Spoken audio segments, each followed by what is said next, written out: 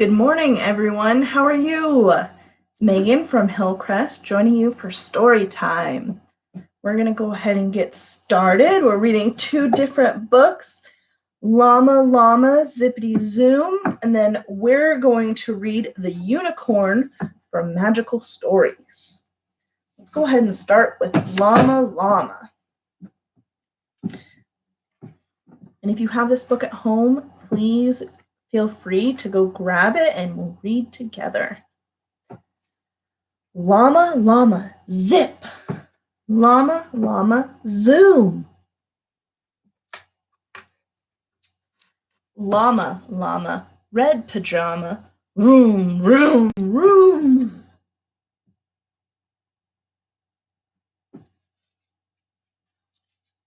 Llama, llama, swish. Llama, llama, swoosh. You see him swishing and swooshing? Llama, llama, red pajama. Whoosh, whoosh, whoosh.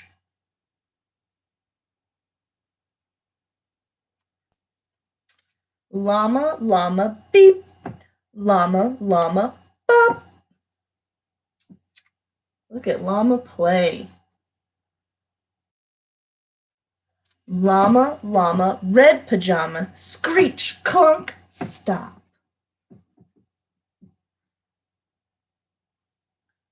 The end. Have you read Llama Llama books before? I like them, and so does my daughter. She's a big fan. Let's go ahead and read about the unicorn. The unicorn. This one doesn't have as many pictures. I think there's only 2 in it. So just look out for those. Show you to them when we get to them. The unicorn.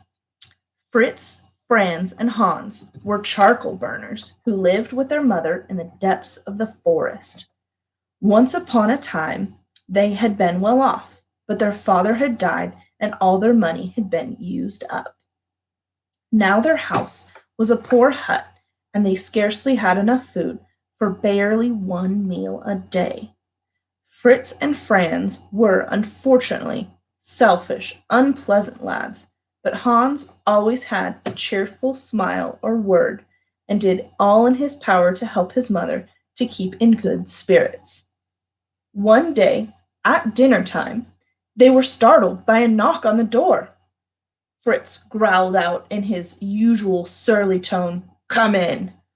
The door opened, and a huntsman came in, who had been shooting game in the forest. "Good morning, good friends," he said in a cheerful tone. "Can you provide me with a cup of water and something to eat? I have forgotten to bring anything with me, and I am ravenously hungry and far from home." Fritz and Fran threw a scowling glance from under their eyebrows and continued munching their hunks of bread. Hans, however, was much more polite. He invited the visitor to sit down and then filled a cup from a spring of delicious cool water which rose near the hut. He handed his own coarse crust to the stranger, saying he was sorry that there was nothing better for him to offer. "Thank you," said the stranger courteously. He made short work of them, rolling the crumbs that fell from the crust into a hard pellet. Then he rose and gave you a word of advice. "One of you lads should go and seek the sparkling golden water, which turns everything it touches gold."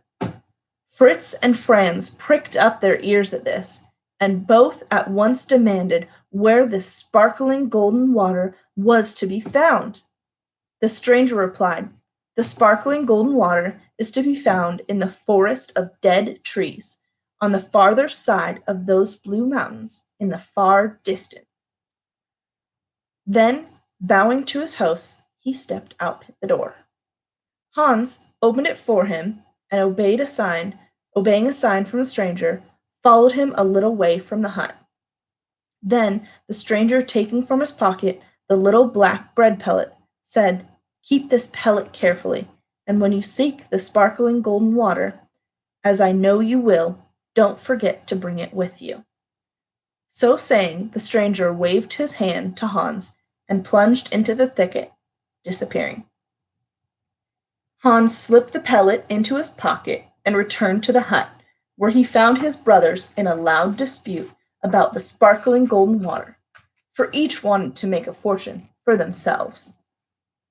At last it was decided, after a great deal of squabbling, that Fritz, as the eldest, should go and search first, and accordingly the next day he set out. As he had no money, he was forced to beg at the doors of the cottages and farmhouses that he passed for food and shelter for the night.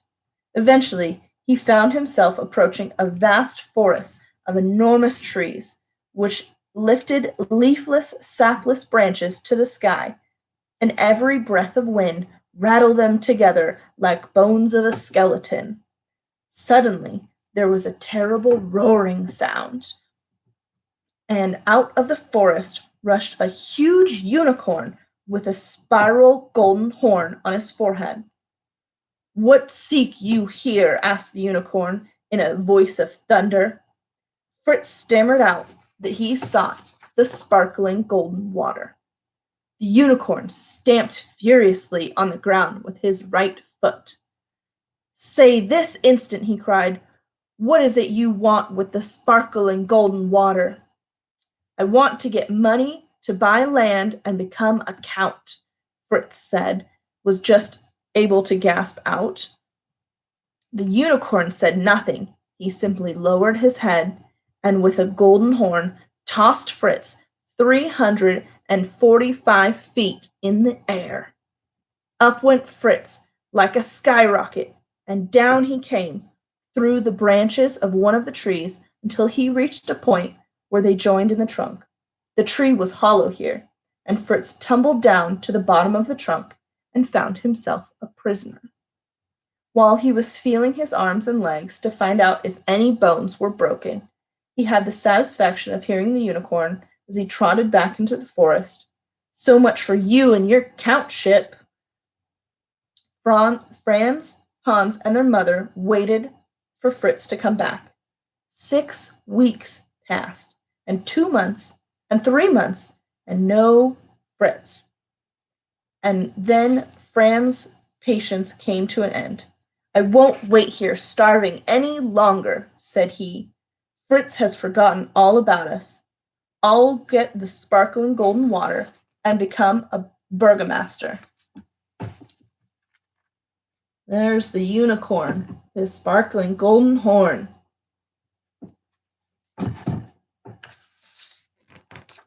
So off he set, following the same road as Fritz.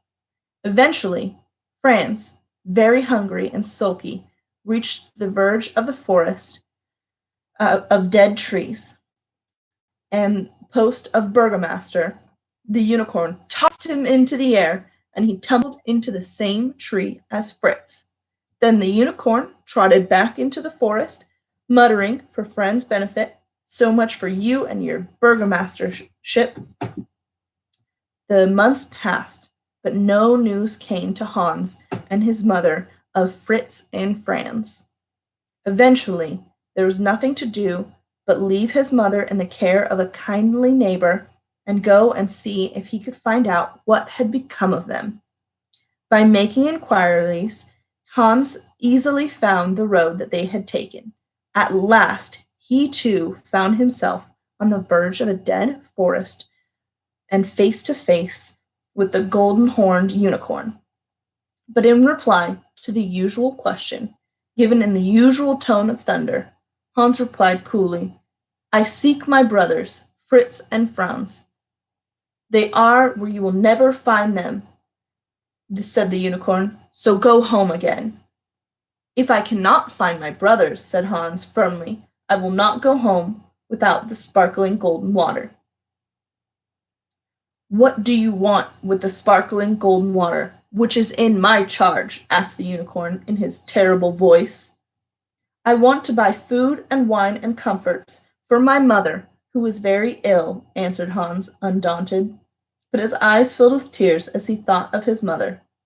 The unicorn spoke more gently. Do you have the crystal ball? He asked. Because without it, I cannot allow you to pass to the sparkling golden water. The crystal ball, echoed Hans. I never heard of such a thing. That's a pity, said the unicorn gravely. I'm afraid you will have to go home without the water. But stay, feel your pockets, if you had had the ball and put it somewhere and forgotten it. No, Hans said to the unicorn, I have nothing in my pocket except this pellet. And he was about to throw it away when the unicorn called out to him to stop. Why, the unicorn went on, this is the crystal ball. Look. Hans did look, and sure enough, he found in his hand a tiny globe of crystal. Your possession of the crystal ball makes me your servant, declared the unicorn. It is my duty to carry you to the fountain of sparkling golden water if you wish to go. Look, there's Hans in his crystal ball. So Hans clambered onto the unicorn's back and grasped his mane. Then the unicorn gave a bound that carried him over the tops of the highest trees. 3 such bounds did he take, and then he paused and he said to Hans, Now you may open your eyes. Hans found himself in a desolate, rocky valley, in the middle of which sprang up a fountain of water, which sparkled such intense brilliancy that Hans was unable to look upon it at first. There, master, said the unicorn, turning his head, this is the fountain of sparkling golden water. Dismount and fill your flask, but take care that you do not allow your hand to touch the water. If it does, it will be turned into gold and will never become flesh and blood again. Hans slipped quickly from his seat and, flask in hand, approached the fountain. He tried to be as careful as possible as he could be when filling the flask, but despite the greatest care, the top joint of his little finger was briefly touched by the golden water, and in an instant became gold. However, he had his flask of sparkling golden water, and the flask itself now was of course golden, and he felt they. Reconnecting.